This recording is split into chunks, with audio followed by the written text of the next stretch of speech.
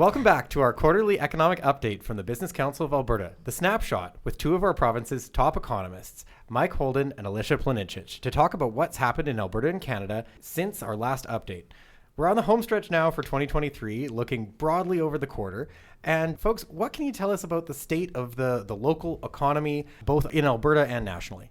Sure. So actually in our last snapshot recording, I used the analogy of a hill. And I said that we had just kind of gotten over this hill of COVID and we were doing pretty good, but we were kind of losing momentum. I would say that in some ways that momentum has continued, but there are some cracks in the pavement.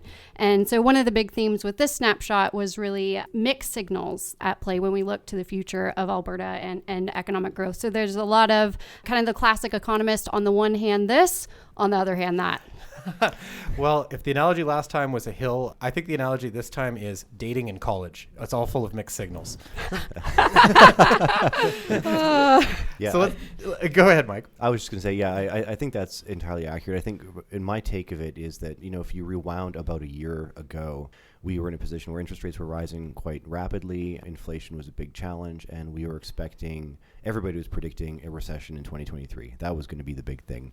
And, we're in October right now, and of course we're always looking back at data, but we had a really strong first quarter. And I think part of the cracks that Alicia's talking about is that the economy kind of chugged along a lot better than we thought it would for many months throughout this year. But as she said, we're starting to see specific chinks in the armor, and it's a much more of a mixed signal now, like she said, than it was previously.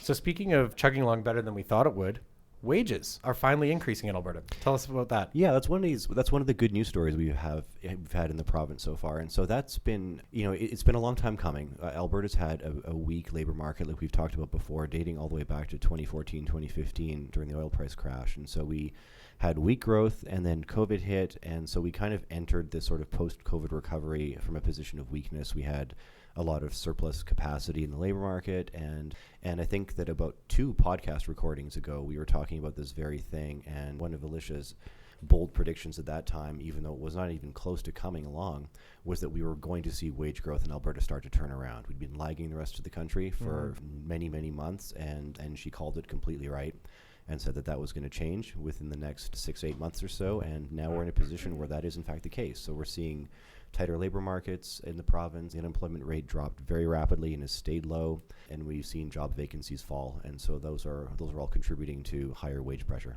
It's always good when you've got a 50-50 shot at being right, hey? and being called out when you are. Fair. Another thing that's been surprisingly resilient actually is consumer spending. So what's the story there? Yeah, absolutely. That's been, I think, one of the surprising things is that when we look at what we call core retail spending, so that just strips away some of those more volatile pieces like spending in gas stations and on cars, and we look at just kind of regular consumer spending, it's remained surprisingly resilient. The story here, though, which is one that probably won't shock any of us, is really population growth. Population growth in Alberta, and we'll talk about this more throughout, has been just absolutely exceptional. So a big part of that is just we've got more people here who are spending money. But the other big piece of the puzzle is actually the federal government paid out in July those grocery rebates. Right. So that was another piece of the puzzle that put more money in consumers' pockets that helped to support that growth. However, I will say that when we kind of look at per person, how much people are spending, I think there are signs that is already starting to decline. Right. Consumers are cutting back. When we look to things like credit card data that the banks have, consumers are cutting down on things like going out to eat and travel and things like that. So I think there are some signs that individual consumers are cutting back. Right, because wages are on the rise. Consumer spending is still quite resilient, but that's still not the reality of a lot of Albertans who are looking at their budgets, and food is increasing and rent is skyrocketing. And so they're looking at their bank accounts, they're looking at their budgets and feeling still a lot of pressure. So how are you seeing consumers respond to that? Yeah, we are seeing that pressure for sure. And I think part of that circles back to the wage discussion from earlier. So one of the things I forgot to mention when you asked the first time is that wage growth in Alberta wasn't just weak relative to the rest of the country at the time, but it was also below inflation rates. So in a sense, in sort of like a real spending sense, Albertans were getting poorer because the cost of the things they were buying was going up faster than their wages. And so that, when we talked about wages going back up, that's quite a recent phenomenon where wages are now higher than inflation. But part of the story here is this collective chipping away at our wealth and spending power. Right, and I think it makes sense. We were laughing about getting the prediction right, but when you see, inflation driving the cost of everything up and a relatively strong economy, I think we always, we're on strong footing thinking that wages were eventually going to increase to close some of that gap as well.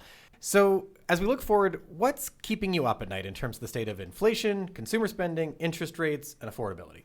Yeah, I think the big one is the fact that even though inflation is starting to go down, in fact, it's, closer into the 3% range, whereas just a year ago it was about 7%, prices aren't actually getting cheaper. Inflation going down just means that prices are going up by less. And so when we look at things, especially necessities, so things like food and rent, those things have become permanently more expensive for consumers. And that's really a key challenge moving forward. In fact, there was some interesting polling data done by Janet Brown Opinion Research. She asked the question of, is inflation having a big impact on your life? And what was interesting to me is there are actually more Albertans reporting that they are today than there were a year ago. So even though inflation is down, it's just, I think, that continuous toll on finances that's really built up. And people are actually feeling it more now than they were a year ago. Yeah, that makes total sense. Because, if prices start to go up, you're not going to notice it immediately. But after 6-8 months of significant high price increases and not a lot happening in the wage front, it becomes more and more of a problem as time passes. Yeah, and I remember from that same Janet Brown research that a huge percentage of Albertans are doing things like buying less expensive food and things like that to try and make ends meet in their home. Absolutely. Buying less expensive food. The other thing I saw was putting off big purchases. So yeah, we see that consumers are really responding to the financial constraints at hand. And I'll raise a little warning flag. I think things might get a little worse before they get better in one category that you mentioned, Lish, which is rent. Actually, particularly in some markets in Alberta, and Calgary more than anything has just been seeing, nation-beating rent increase numbers every month and every quarter. And as we approach the end of the year, actually, that's when a lot of those rent increases sort of come home to roost. Absolutely. In fact, when you look at the specific categories of what's driving inflation, food actually has thankfully started to come down, but rent is that one thing that you just really see the chart skyrocket, or that line skyrocket of increasing a lot versus a year ago. Yeah, there is the food part really is a silver lining in this, though, and that's, we've had a lot of headlines written about the rising cost of food and how difficult it is for people, cutting back purchases in order to be able to afford to eat, and the federal government hauling in grocery store CEOs to try to get them to lower prices. And we got alerted a trend that Trevor Toome was the first one who noted this, and that is that food prices tend to follow another indicator by about a 6-month lag. It's called the Farm Product Price Index. And so if you map up the one line against the other and fast forward 6 months, the two lines follow each other very closely, and that other index has been dropping quite substantially, and so and food prices are following suit. So I think that we're going to see some relief on the food price front now. And as Lish said, that doesn't mean that the prices are going to go down. It's more like they're going to they're going to go up less fast, up less quickly. Yeah. But it's not going to be because of grocery store CEOs. It's going to be because of actual economic supply conditions. and demand. Say. Wow. So let's move to the labor market. We saw some frankly shocking data in September that I think made many of us fall off of our chairs at first and double check it a couple times because of what we've been hearing elsewhere. Tell us about that. That's funny. That was exactly the phrase that I was going to use, is that I literally did almost fall off my chair, because you typically go and the data is posted and you pull the latest month to see, okay, what the heck happened in the Alberta labor market last month? And you kind of have some reasonable expectations of what you think you'll see. And this was not that, right? I was expecting to see a slowdown in jobs growth. I was not expecting to see a 38,000 decrease in jobs in a single month. This is a frankly very big number, a number that we have not seen at this level except for the pandemic itself, when we saw these even bigger numbers then. So very, very big change. Okay, so is it time to panic, or is this noise in the data? It's always time to panic. Yeah, I mean that is the question, is to what extent is this real versus, it is based on a survey. So there can be these 1 month blips, and there commonly is. And August, September are kind of known as being a little bit anomalous. For sure. So that could be a part of it. The two things I think going against that, one is just the sheer size. I think there is, even if we were to assume that this is probably an extreme version of what actually happened, I would say it's not unreasonable to conclude that there was a decline. The other thing that I think points to maybe some truth being in this is that it was broad-based, meaning that across industries, across demographics, we saw this decline. It wasn't like acute to, say, construction, where there was some weird project going offline or something like that, where I could argue, okay, there's some weird anomaly. All that to say, we're going to be looking very, very closely at the next month data to see what happens there. Yeah, and one of the things that, whenever we talk about labor market data or do media interviews on the subject, you always have to caution people that 1 month does not a trend make ever in either direction. So people can sometimes get very, very excited about a good labor market month, and they can get very worried about a bad labor market month. This is a very bad one. There's no question about it. Like as Lish said, that's a very large number of job losses, but there is still the possibility that it could be a survey data glitch or an exaggeration of something that's actually happening. But you never panic about 1 month unless it's a pandemic and you know exactly what caused it. Totally. So if we take the jobs numbers aside, how healthy is Alberta's labor market right now? It's interesting. As I mentioned before, the unemployment rate has stayed relatively stable at a relatively low rate over the last 8 months or so. We've seen job vacancy rates fall in Alberta. On a year-over-year basis, Alberta is creating more jobs at a faster rate than the Canadian average is, even with this 38,000 person drop. The one thing that's interesting, though, in terms of where it stands now, is that a theme in the Canadian economy, and Alberta especially, is population growth. And so one of the trends that's happened now is that the Canadian labor market has slowed a little bit, at least. But if you look at the population that's over the age of 15, the working age population, employment on a year-over-year basis is growing at roughly the same rate as population. They're basically tracking each other, so that's fine. It's much better than not. And that's no longer the case in Alberta. We've seen a spike throughout 2021, 2022, COVID recovery and beyond. We saw employment growth vastly outstrip population growth in Alberta. And now our population is growing so quickly that employment growth is no longer keeping pace with population growth. So that's something that I'm looking for to see whether that is just, back to the blips. Was that just a 3-month little trend, and will it recover, or will it continue to lag population growth? So talk about more mixed signals than online dating. We've got a huge drop in jobs in our last month, but we've got a relatively strong underlying economy. And the point that you were making about Alberta creating jobs more quickly than the Canadian average, but at the same time now not necessarily creating as many jobs as population growth in terms of tracking. So looking forward, what do you think we're going to see in the next few months?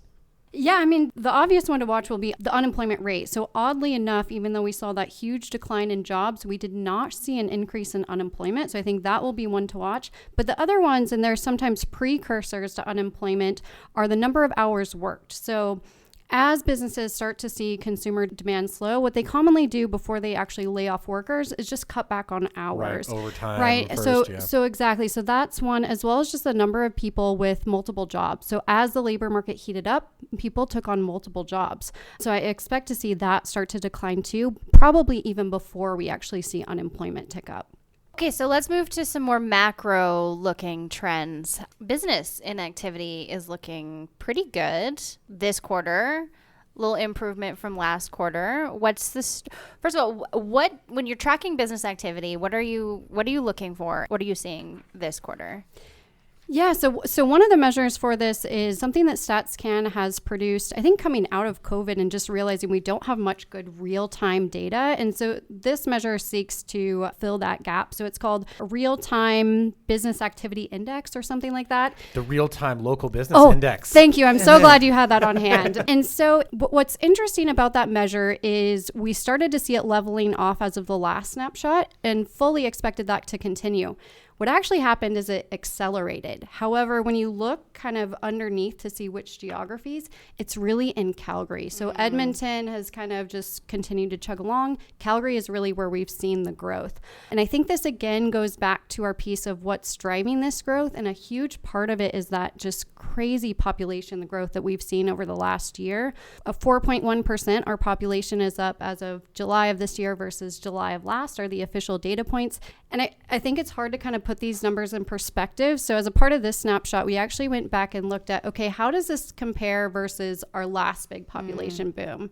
And so we looked at it versus 2011 to 2013 just to see how big of a difference is this.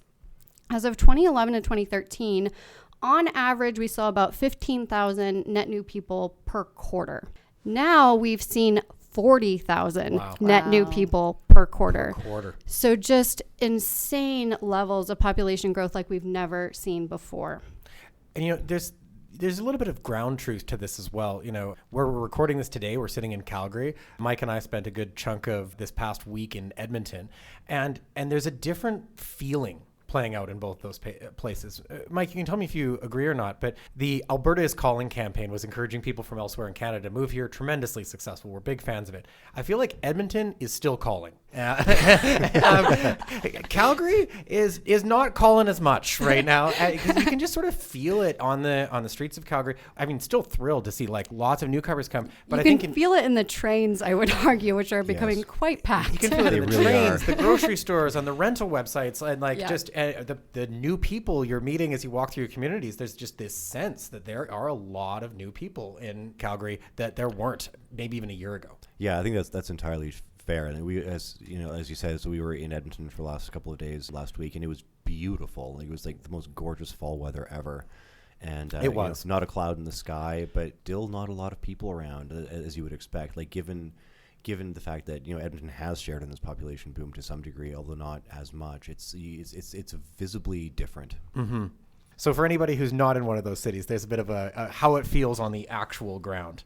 Now, let's talk about how our economy contrasts to sort of things unfolding at the national and global level. Those things are a little less rosy. Where does Canada stand in terms of economic growth? Yeah, so we started the year off with a bang, really. As I said before, we were kind of expecting to see an economic slowdown in 2023. A lot of people were. But first quarter economic growth in Canada completely blew past expectations and predictions. And then in the second quarter, the exact opposite happened. And we had a small negative growth in Q2. And the outlook for the rest of the year is for pretty modest growth. And that's the case around the world. So we're seeing, Canada's not the only country with rising interest rates. Advanced economies all over the world are doing this. And we're seeing slower expected growth globally, in the US, in China, everywhere really. And so in the one sense, Canada's sort of part of a trend of slowing global economy. It's particularly weak here though. So that's one of the concerns that we have, is that if you look at economic growth, which is expected to be in like the 1.3 to 1.6% range this year and next, that growth rate is vastly under what the population growth rate is, which means that the economy is still technically in positive territory and growing, but it's only growing because we're throwing more people into it. And just to put a fine point on Get that, smaller slices for every person. Mm-hmm. Yeah, that means we're getting poorer as Canadians. It does. Yeah. On an individual basis, it means we're getting poorer. And you can always point to positive numbers if you wanted to tell a good news story that, no, the Canadian economy is still growing. We're resilient. We haven't fallen into a recession yet. Right. We're still chugging along with job growth.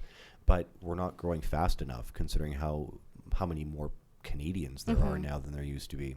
Mm-hmm. So I think that's a major concern going forward. I think that the last numbers we looked at showed that right now we're about as wealthy Canadians as we were in 2018. 5 years ago, right? 5 years of zero growth. I think that's a really important point for anybody who's listening, who sort of sees these headlines that say, hey, the Canadian economy is doing pretty well and we're continuing to grow even if it's slowly. And then they look at their own life and their finances and go, why do I not feel that way? And am I doing something wrong? And the answer is, on the whole, no. There's a good reason why Canadians are feeling that way. Yeah, and that's why we get some of these mixed signals that we talked about earlier. So consumer spending on the whole is doing not too badly. Retail sales are doing not too badly. And you wonder how you can have that happen with high inflation and high interest rates and more money going to your mortgage and to your credit card payments. And all those things are true. And, on an individual basis, consumers are cutting back. We're more worried about insolvencies than we used to be. But there are so many more people that the overall headline numbers keep growing. So if you're in a volume-based retail business, you wouldn't notice it as much as if the population was flat. Mm-hmm. What are your expectations for the national economy over the next 3 to 6 months? What has you optimistic, and what is keeping you up at night? Yeah, maybe I'll answer that actually with respect to the global economy, just because I think so much of what's happening nationally is a reflection of what's happening globally. And globally, I think we can be pretty certain to expect a continued decline. And there are really two reasons or two things that point to this. One is global supply chains. So if you think about what happens before consumers go to the store and buy a product, is the business actually puts in the order, and then that goes through the global supply chain to get to them. And what we're seeing in global supply chains is they've actually really slowed down. Businesses aren't placing as many new orders. They're expecting to see consumer spending continue to decline. The other piece of the puzzle, though, is interest rates. So even though we might be nearing the end of increasing interest rates nationally and maybe even globally, kind of the way that economists would say it is those interest rates haven't worked their way through the system. The way that I think people should think about it is that it hasn't necessarily hit home. And don't hate me for making that pun, but a large percentage of homeowners haven't actually seen that increase simply because they're on a 5-year fixed rate mortgage and they haven't actually seen that reflected. So we're not going to see that full impact until we get through the next couple of years. And so Alicia and I had talked about this over this past week. And so one of the data points that we've heard tell of, but is kind of missing from a factual standpoint, is that there were a large number of fixed rate mortgages, a disproportionately large number of fixed rate mortgages that were sold like in around 2021 or so, when rates were particularly low. So as she said, all those people are not affected by this yet. But if there was a large chunk that bought a mortgage at that period of time, it means that at a later date down the road, that same group of people is up for renewal and up for a lot of sticker shock if interest rates remain high. Yeah. All this to say, if your rent hasn't gone up, if your mortgage hasn't gone up, it's going to. Well put. Okay, let's go to my favorite time, the lightning round. And one of the reasons why this is my favorite time is because we get to do a little truth in advertising to talk about predictions that our esteemed economists made last quarter and see how they panned out. So let's look at some key indicators. Let's start with interest rates. Mike, you thought that there might be one more increase. Lish, you thought interest rates would be about the same. I totally won that one. You won that one? How about when we talk about this in another quarter? Well, I lost most of them in the previous quarter too. So no, I mean, where are they going to be in another quarter? Probably staying the same. I can't imagine that there's going to be another rate increase given some of the mixed signals that we're getting right now. I'm going to continue to say the same thing until I am actually right. And you know what? I'm going to be bold and say I actually think we're going to see one more rate increase, and I think it's kind of baked into thinking already, but that's me. Okay, oil prices. Oil prices, last time we recorded this, were in kind of the mid 70s. And I think the consensus from our economists was that they'd stay about the same or down. That has not panned out. As we record this today, high 80s, maybe even touching $90 a barrel. A bit unexpected. Where do you see that headed? Well, I'm going to sort of blow away through the lightning round portion of this year too. Predicting oil prices is one of the most foolish things an economist can ever do, because there's so many factors that influence it that aren't market based. And unfortunately, geopolitics is a huge one. OPEC. Yeah, and I think that's the one big thing, frankly, that we haven't talked about yet, and that really we weren't even thinking about yet as the time of doing some of the research of Snapshot, is the conflict in Israel and Gaza. And so I think that will obviously have a huge impact on oil prices in the next couple of months. And I don't want to turn that tragedy into a discussion on oil prices, but to the extent that it impacts oil prices, it's going to keep them higher. Mm-hmm. Higher versus lower. What about home prices? I think they'll actually start to moderate. I'm going to say they're going to go up by less. Well, I think they're going to keep going up. And part of the reason for that is that interest rates aside, our population growth is vastly outstripping the supply of new housing that's coming online. And our ability to ramp up supply to meet that demand is limited for a wide range of reasons, not least of which is people to build them. People to build them. It's literally just that. Like you can't just triple housing starts because you don't have two tradespeople sitting around not doing anything for everyone who is working. Like you can't just triple production like that. So that's going to be tough. So I think it's going to stay up. Whether it rises at a slower rate, like Lish said, I don't know, and I'll be more vague. Well, You're cheating on the lightning round. Yeah. I'm totally cheating. Mike's never respected the lightning round or a word count in his life, and he doesn't plan to start now. I've respected other people's word counts. You've held or them to I've them. made them respect their word counts. That's probably doesn't apply to me. What's one indicator that you're watching over the next few months? One that I would really like to see that I didn't have insight into for this snapshot is actually our business expectations survey, where we ask our members, what do they expect over the next few months? And so that's something that we'll have data in hand for. They've been November. very positive over the last several business expectation survey.